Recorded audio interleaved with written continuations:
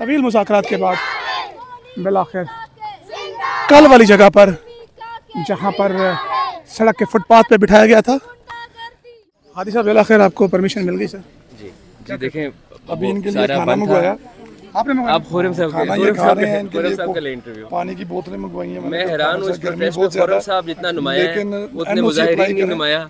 इनके इंटरव्यूज होने चाहिए, इनके होने चाहिए जिनका मुद्दा है उनके, इनके मुद्दे पे भी तो कुछ बात करें ना, कुछ बात इनके मुद्दे पे बताएं जो ये अपने जबरी तौर पे गुमशुदा अफराद मांग रहे हैं उसको भी बताएं। इनके ऊपर आप सियासत ना करें। तो आप इनके लिए क्या करना चाहते हैं? इनके लिए मुजाहिरीन के लिए, आपके मुल्क के शहरी है ना, आप पब्लिक सर्विस हैं। हादी साहब आज ही आपको धक्के पड़े, अब आपके लिए खाना। मैं तो देखें बड़ा जब्त किया, मेरा जाती इशू हो तो मैं धक्कों का जवाब देना जानता हूँ, लेकिन क्योंकि ये मैटर इनका है, ये इनकी कॉज है, तो मैं उसे हाईजैक नहीं करना चाहता कि मैं धक्के के जवाब में कुछ कर दूं। सर प्रेस क्लब एक पब्लिक प्लेस होती है दुनिया भर में, तो वहाँ पर भी एनओसी चाहिए होता है। वहाँ पे कैंप लगाना और फिर उसको गार्ड देना, वहाँ पे चीज़ें, उसकी परमिशन नहीं है ना, ये परमिशन नहीं। तो शारे आम पे तो नहीं बैठे थे, शारे आम पे तो आपने बिठाया है, ये तो बैठे थे उधर ग्रीन बेल्ट पे, आप इन्हें शारे आम पे ले आए हैं और आपने कर्फ्यू पे लगा दिया F6 ये तो आज भी वहीं पे जाना ऐसा लगता है कश्मीर में फौज आ गई है भारतीय। अब मोहल्ले वाले भी तंग हो रहे हैं, गली वाले भी तंग हो रहे हैं, 2 दिन से पेट्रोल वालों का भी सारा जो है सोचना चाहिए ना, जिधर दिल करता बैठ जाता है।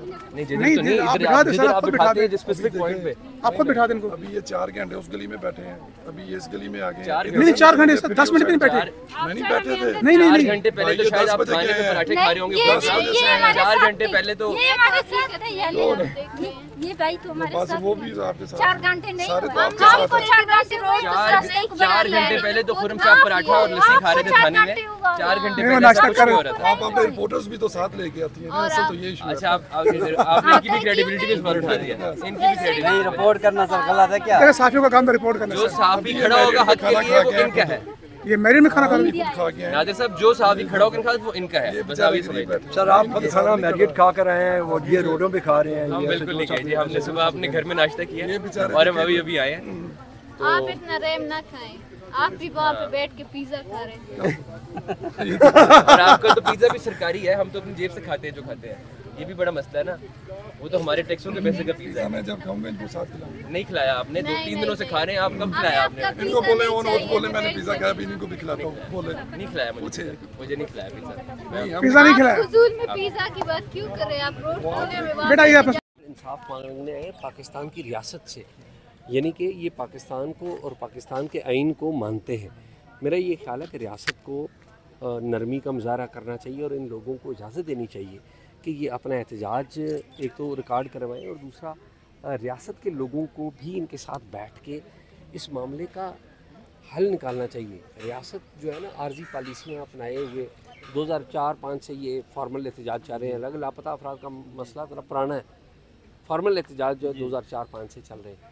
तो अब इतना टाइम गुजर गया है, 2 दहाइयों से ज़्यादा का टाइम गुजर गया है, इसको बैठ के अगर आप हल नहीं कर पा रहे हैं तो मेरे ख्याल में ये रियासत की नालायकी है। 2 दहाइयों से आप भी कवरेज कर रहे होंगे, देख रहे होंगे, ये कभी आपको ऐसा लगा है कोई रियासत जज जो हुकूमत आती है, जज शहबाज शरीफ अपोजिशन में थे, कहते हैं हम हल कर देंगे, तो अब हुकूमत में तो हल नहीं कर पा रहे, क्या इनकी मजबूरी हो जाती है हुकूमत आने के बाद? असल में जब जमातें, सियासी जमातें होती हैं, ये जब अपोजिशन में होती हैं तो इन मुजाहिरीन को अपने सियासी लीडर के तौर पे इस्तेमाल करती हैं कि उनकी वोट बैंक में इजाफा हो या वो दिखें कि वो एम्पैथी का मुजाहरा कर रहे हैं।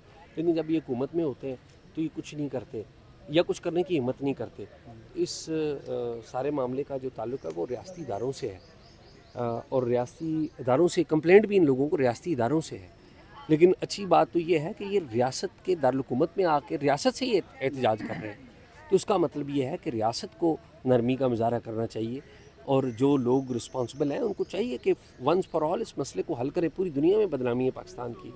अभी आप देखिए कि जो हालिया वाक़यात हुए हैं उसमें नेकनामी हुई पाकिस्तान की, जो स्टैंड ऑफ हुआ पाकिस्तान इंडिया का और ईरान इसराइल का, उसमें भी पाकिस्तान की नेकनामी। लेकिन डोमेस्टिकली आप बाहर की जंगें जीत जाएँ लेकिन घर की जंग लड़ा के रखें तो फ़ायदा नहीं है उसका। घर में अमन करें, अपने शहरियों के साथ मोहब्बत करें, जिसने किसी ने जुर्म किया है कानून के सामने पेश करें, सज़ा दें उसको। एक लंबी बात हो जाएगी। बस आखिर मेरा सवाल ऐड कर लीजिएगा।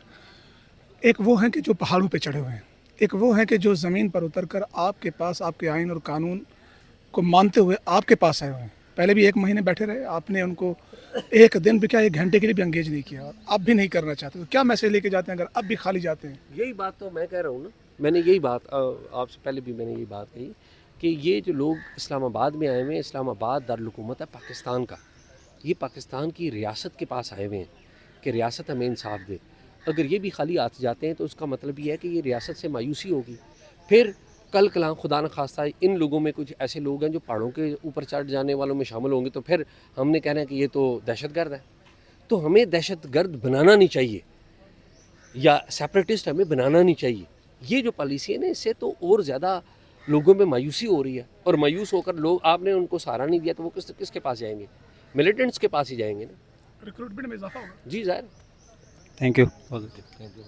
है ये बदमाशी है। देखिए आप, कानून के जो रखवाले हैं कानून खुद तोड़ रहे हैं। हमारे 199 के तहत मूवमेंट का हर एक को इख्तियार हक हासिल है, फंडामेंटल राइट्स होते हैं। ये इन्होंने बदमाशी की हुई है, जैसे लाठी वही होता है ना, लाठी की सरकार चल रही है। ये निहत्ती बच्चियों से खौफजदा है, और ये है स्टेट की हालत, ये है स्टेट की एक। आप देखिए बलूचिस्तान के जो हालात हैं इसी वजह से हैं। कितनी ख़वातीन बच्चियां हैं जिनके घरों के किसी के भाई गायब है, किसी का बाप गायब है। इतने दूर से एहतियाज करने, एहतियाज हर मामले का, हर मसले का, हर के मसले के लिए हर एक का हक होता है एहतियाज। सर 30 ख़वातीन हैं, उनके लिए जगह नहीं बन सकती प्रेस क्लब के सामने? वही ना, मैं वही अर्ज कर रहा हूँ ना कि ये बदमाशी है इस्लामाबाद पुलिस और इंतजामिया की, कि इन ख़वातीन को जो इतनी दूर से आई हुई हैं सिर्फ एहतियाज रिकॉर्ड करवाना चाहती हैं, तो इनको इस तरीके से बिहेव किया जा रहा है जैसे कोई माफ़ कर ले, माफ़ करी, कोई स्टेट टेररिज्म, कोई गुंडागर्द आ गए हैं। यही वजह होती है। अब इन ख़वातीन से पूछिए इनके घरों के कितने लोग, भाई, ख़वातीन, वालदैन, कितने लोग मिसिंग पर्सनस हैं।